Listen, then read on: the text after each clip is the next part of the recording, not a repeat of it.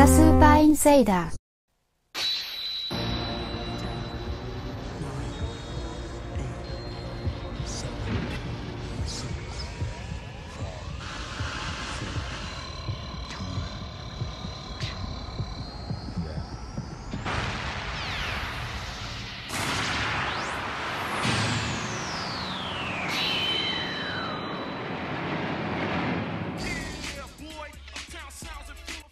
Bonjour à tous, c'est Koji Imada. Good morning.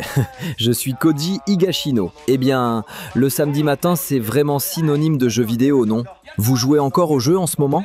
Oui, j'y joue. À quoi vous jouez? À Tetris Battle. Ah, un vieux jeu ça.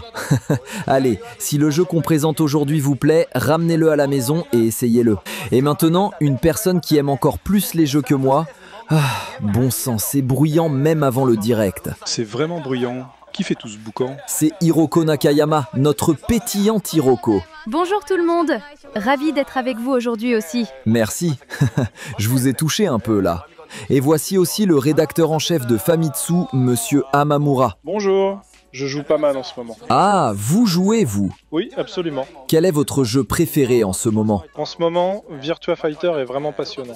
Apportez-le nous vite alors. Et Hiroko, de quoi va-t-on parler aujourd'hui? La dernière fois, on a fait un dossier sur la Sega Saturn. Oui, je m'en souviens. Et bien aujourd'hui, pour la deuxième partie, nous allons parler de la PlayStation de Sony. La PlayStation donc. Oui. Elle est plutôt mauvaise en anglais. Ah bon, elle est mauvaise? Oui, elle doit étudier. Elle est encore au lycée, vous savez. Mais elle manque les cours à cause du boulot. Encore aujourd'hui? Oui, aujourd'hui encore. Oh, t'imagines? Allez, va à l'école, toi. Tu dois étudier.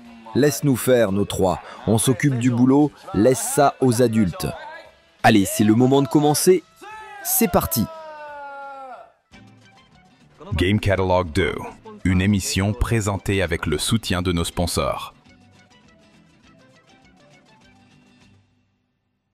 Alors Imai-san, vous jouez à des jeux récemment? Oui, À quoi? à Tetris Battle. Bon, puisqu'on parle de jeux, passons tout de suite à la rubrique Cross Review. Hiroko, s'il te plaît. Oui, voici cette rubrique pleine de jeux tout frais. D'abord, un jeu d'action où l'on contrôle des animaux comme des tigres ou des singes et où le but est de lancer des balles pour battre les autres animaux. On peut y jouer à 4 en même temps sur différents terrains.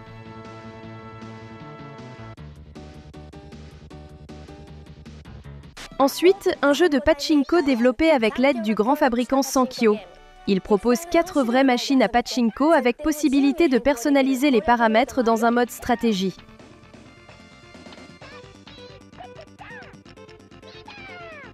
Puis, un jeu d'action à défilement horizontal où Harry, devenu minuscule, part à l'aventure pour retrouver sa taille normale.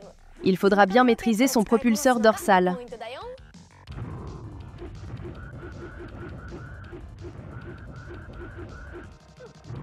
Enfin, un célèbre jeu de tir avec des graphismes en 3 dimensions polygonales, très impressionnant, adapté de l'arcade.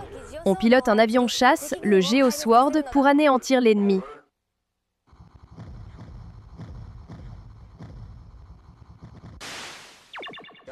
Waouh, c'est ouf. Encore une fois, tant de jeux à découvrir. Est-ce qu'il y en a un qui vous a particulièrement plu? Oui, celui qui a beaucoup de succès en ce moment, Starblade. C'est un jeu de tir adapté de l'arcade et c'est une excellente adaptation. Quel genre de jeu est-ce? On plonge dans un univers spatial en 3D où des ennemis en relief surgissent et qu'il faut dégommer. Mais ce qui est remarquable, c'est la qualité de l'image. Techniquement, on est presque au même niveau que la version arcade. Il y a quelques différences, mais c'est minime. Passons à la prochaine rubrique. Voici une rubrique que vous attendiez tous avec impatience.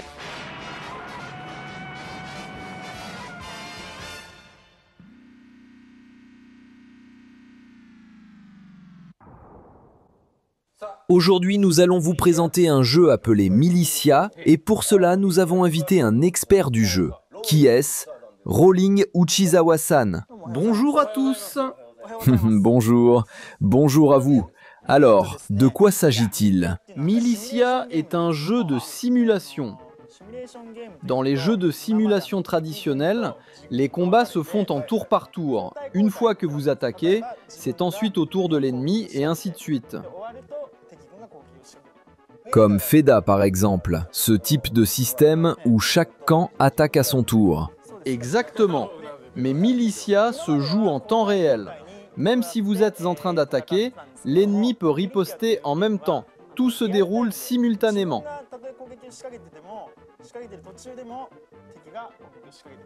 Donc c'est une simulation de guerre. Oui, c'est la guerre. Il y a deux îles, celle de votre camp et celle de l'ennemi. Sur votre île, vous construisez vos bases. Par exemple, Comme un quartier général, une base de missiles, une station radar, ce genre de choses. oui, c'est ça. Sur votre île, vous pouvez construire 3 bases de commandement où vous voulez. Si l'ennemi détruit ces 3 bases, c'est game over pour vous. Donc on place ces structures et après l'ordinateur fait le reste. Pas exactement. Vous placez les structures vous-même et vous choisissez aussi les cibles à attaquer. Ce n'est pas automatique.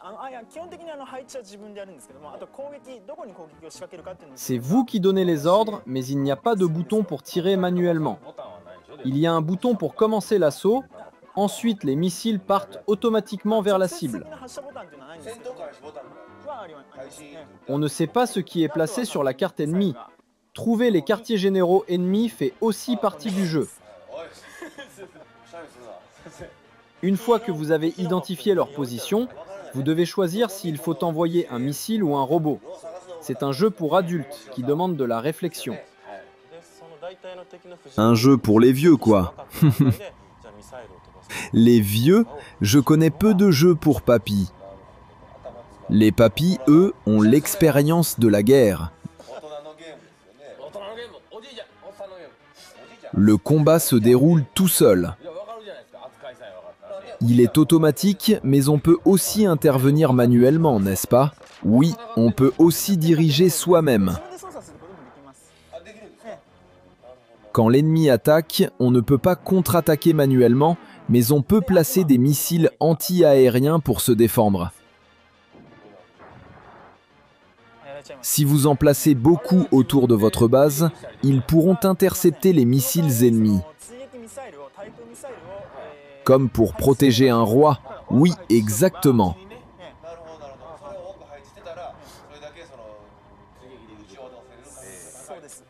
Mais construire ces bases coûte de l'argent. L'argent s'accumule avec le temps. Si vous attendez, vous aurez plus de fonds. Mais pendant ce temps, l'ennemi peut aussi attaquer. Donc, il faut gérer le timing. Lancer des missiles fait aussi baisser votre réserve. Il y a 2 ressources. L'argent pour construire les bases et les points d'attaque pour lancer des offensives. Les points d'attaque diminuent à chaque attaque. Ils se régénèrent avec le temps, donc pas question de bombarder en continu. Il faut optimiser leur usage. Et ces grosses bombes alors, elles existent, mais elles coûtent cher. En fin de partie, on peut même développer des armes nucléaires. Une seule bombe peut raser une large zone. Voilà, c'est celle-là. C'est effrayant. Mais pour en avoir une, il faut économiser beaucoup de points. Regarde-moi ça. C'est l'horreur. Plus rien ne pousse après ça. Exactement. Même les plantes crèvent. Et il faut du temps pour fabriquer ces grosses bombes. Pendant ce temps, si vous êtes attaqué... Ah mon Dieu, la panique. Le décor change aussi. Il y a des niveaux enneigés, des montagnes. Dans les montagnes, on ne peut rien construire. Il y a un vrai relief à prendre en compte. Et le but final, c'est quoi? Il faut vaincre le grand méchant, l'ennemi principal. Et dans votre rédaction, qui est le plus fort? Moi. Ah, Rolling San. Vous utilisez les grosses bombes? Bien sûr, je laisse une seule base ennemie en vie, je me concentre sur l'économie. Et le rédac chef, il échoue? Oui, sûrement. Et Rowling, on ne t'appelle pas comme ça. Faut dire Monsieur Uchizawa. Et toi, Hiroko, qu'est-ce que tu en penses de ce jeu de guerre? Ça a l'air un peu compliqué, avec tous ces quartiers généraux à placer. Mais tu peux tuer plein de gens avec une seule grosse bombe. Avant, on tuait un par un. Là, c'est des millions. Mais il faut du temps pour y arriver. Tu préfères tuer directement, hein? Elle aime voir les gens hurler et courir dans tous les sens. Non, c'est Higashino-san qui aime ça. Alors, tout le monde, pourquoi ne pas essayer vous aussi? Allez, ensuite. Ensuite, Uchizawa-san et moi sommes allés à la recherche de nouveaux jeux. Aujourd'hui, nous sommes à Akihabara. Au 4e étage de cet immeuble se trouve un espace appelé Virtual World, où l'on peut jouer à un jeu nommé Battletech. C'est notre première fois, mais comme je ne connais pas du tout le jeu, j'ai fait appel à un professeur. S'il vous plaît. Bonjour, c'est Rowling. Merci d'être avec nous aujourd'hui. Battletech, c'est quoi comme jeu? C'est un jeu de réalité virtuelle où l'on pilote un robot pour combattre les ennemis. Donc c'est assez difficile pour un débutant? Oui, un peu.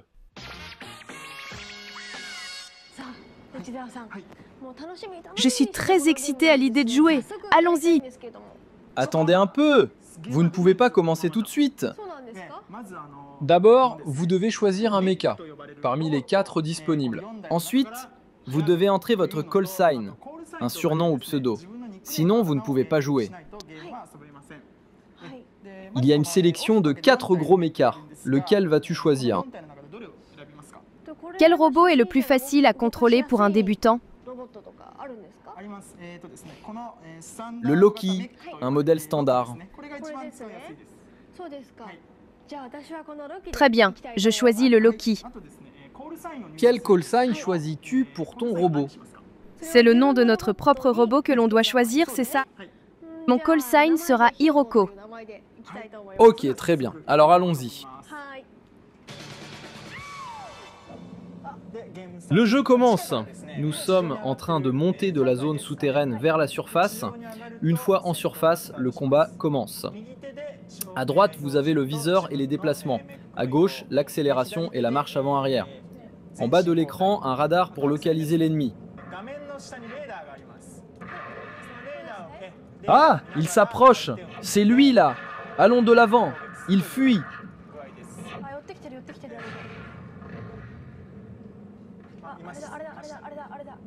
Allons le pourchasser.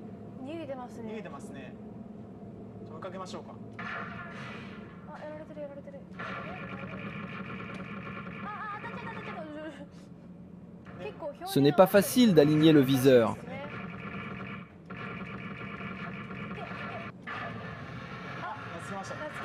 Je l'ai eu! Bravo!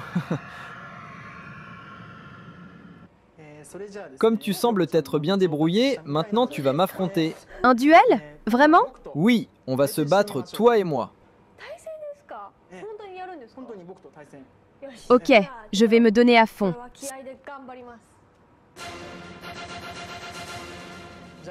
C'est parti. Regarde le radar en bas. Tu vois mon pseudo, Rowling? Oui, Rowling. Trouve-moi et bats-moi. Ok, allons-y. En marche arrière.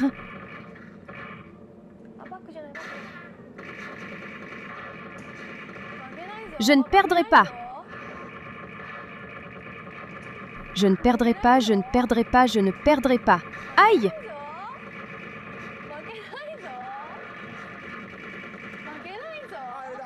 Ouah! Je ne perdrai pas. Je me suis fait avoir d'un coup. Hein? Je? Oh, incroyable! Continue! Vas-y, vas-y, vas-y! Oula, c'est chaud.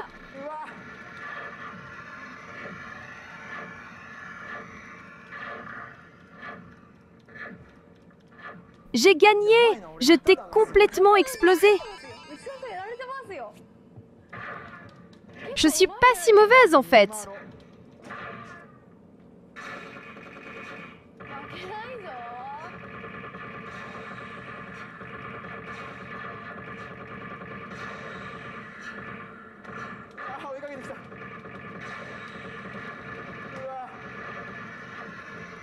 Waouh, je gagne, je gagne.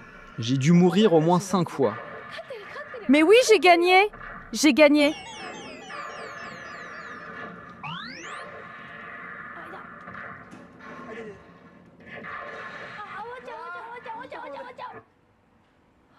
Ah, c'est fini. Ah, je suis vraiment pas doué. Tu es mort combien de fois? Je ne pourrais même pas les compter. Moi non plus. Je suis morte trop de fois pour compter. Mais le résultat s'affiche après, sur un ordinateur à l'extérieur. Ça sort même imprimé. Oui, on reçoit les résultats du match. Voilà les feuilles de score comparatives entre moi et Uchizawa-san. Ils fournissent des données comme ça? Oui, à peine 10 secondes après la fin du match, c'est déjà imprimé. Ça montre tout, où j'ai tiré, ce que j'ai visé, ce que j'ai raté. Et après, on peut discuter avec tout le monde en regardant les données. 10 minutes de jeu pour 1000 yens, intéressant hein? Très sympa. Ce genre de jeu, on ne peut pas encore y jouer chez soi. Mais ça viendra, non? Dans quelques années? Il existe déjà des versions console de Battletech, mais bien plus simplifiées. Ah bon? Mais sur console, c'est juste un jeu de tir basique avec des robots. Ce n'est plus vraiment de la réalité virtuelle. Ce qui est génial ici, c'est le setup avec toutes les machines interconnectées, à 8 joueurs. C'est ça qui rend l'expérience unique. Sur console, ça ne donne pas la même chose. Je vois. Ceux qui veulent essayer devraient vraiment venir ici alors. Merci. Revenez nous présenter d'autres jeux une prochaine fois. Après la pub, le dossier tant attendu sur la PlayStation.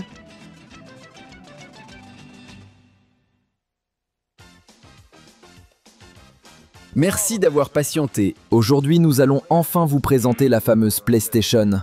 Alors, qu'est-ce que ça vaut? D'un point de vue technique, comparé aux consoles actuelles comme la Super Famicom, la PlayStation est bien supérieure en matière de graphisme. L'image est magnifique. Par exemple, en termes de couleurs, la Super Famicom affiche environ 34 000 couleurs, alors que la PlayStation peut en afficher 16,77 millions. Je le savais, je l'avais entendu dire. Et comme les jeux sont sur CD, les sons sont enregistrés en qualité numérique, ce qui donne une expérience sonore et visuelle incomparable. C'est Sony après tout. Même le design est original, non? La forme de la manette a changé aussi. Elle est vraiment ergonomique, agréable à tenir. Comparé à la Super Famicom qui avait 2 boutons en haut, ici il y en a 4. Oui, ceux-là, ces boutons. Exactement. Les boutons supérieurs sont très bien placés aussi. Et chaque jeu les utilise différemment.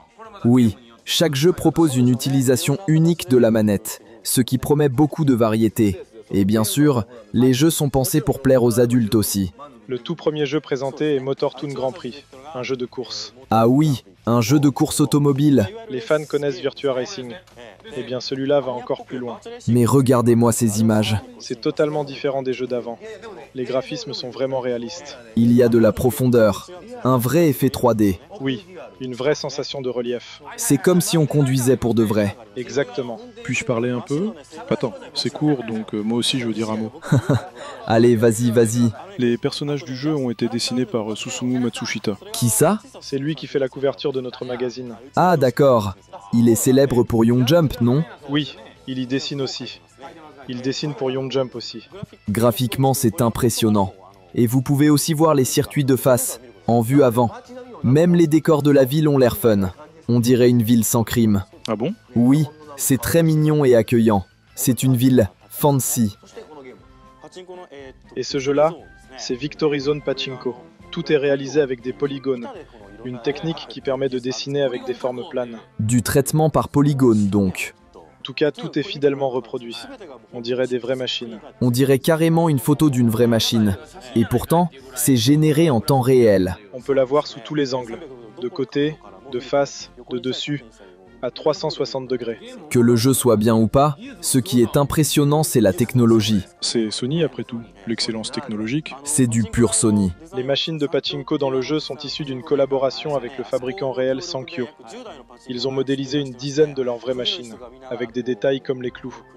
On peut tout observer de très près. Et y a-t-il des vieux messieurs virtuels en train de jouer? Les pros du pachinko inspirent les enfants, vous savez. Ensuite, voici Crime Cracker. Le titre signifie démolisseur de crimes. Je connais. Ah, vous connaissez? L'histoire se passe dans un quartier malfamé. Plein de criminels y traînent, le but est de les traquer. Ces 3 personnages en bas, c'est qui? Ce sont les 3 héros. Quand l'un d'eux fait une grimace, c'est qu'il a été touché? Cette expression de douleur, ça fait plaisir aux fans. Oui, exactement. Ce que les fans adorent aussi, c'est que les objets lointains deviennent flous. C'est grâce à une fonction appelée shading qui simule l'éloignement par les ombres. Et quand on s'approche, tout devient net? Exactement. C'est ça qui est satisfaisant. On a l'impression d'être à l'intérieur du jeu. C'est comme si on entrait dans l'ordinateur. Comme pour les fans de Lolita, là, ça compte aussi pour les maniaques. Bref. Ensuite, ce jeu, Battle Arena Toshinden. On avait déjà présenté Virtua Fighter, et bien ce jeu est du même genre. Un jeu de combat en 3 dimensions, avec des personnages modélisés en polygones. Ça a l'air super. N'est-ce pas? C'est un jeu original développé pour la PlayStation. C'est impressionnant. Les personnages se battent avec des armes, ce qui change un peu. Et ils se battent dans des endroits incroyables. Par rapport à Virtua Fighter, qui se veut une simulation fidèle de combat humain, celui-ci est plus orienté spectacle. Par exemple, on peut voir des vues aériennes, des mouvements acrobatiques, des roulades quand on se fait toucher. C'est très mis en scène.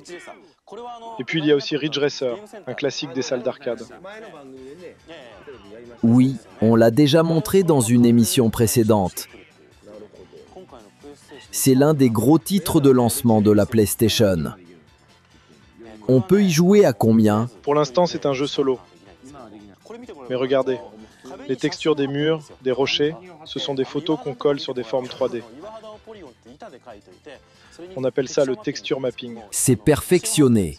Vous voyez ce que je veux dire? Oui, c'est ce qui permet ce rendu si réaliste. Avant, seules les bornes d'arcade pouvaient faire ça. Mais maintenant, enfin, les consoles de salon rattrapent ce niveau. Voilà donc notre présentation de la PlayStation de Sony. C'est une console incroyable, vraiment. Et la sortie, c'est pour quand? Pour l'instant, on parle du début décembre. Et Ridge Racer, qu'on a vu tout à l'heure, sortira en même temps que la console. Donc on pourra y jouer à Noël. Bien sûr, tout le monde l'aura à Noël. Il faut absolument la sortir pour Noël, sinon c'est foutu. Ce sont les adultes qui achètent de toute façon. Oui, tous des adultes, exactement. Ils savent que c'est à ce moment-là qu'ils vendront le plus. Alors vous allez l'acheter pour Noël? Non, moi je compte me la faire offrir. Quel malin! Tu vas acheter des jeux, mais pas de Virtua Fighter? Achète une Saturn alors. Tant qu'on peut jouer ici, ça me va. Fais attention, tu vas finir dans une publicité, gros bonnet.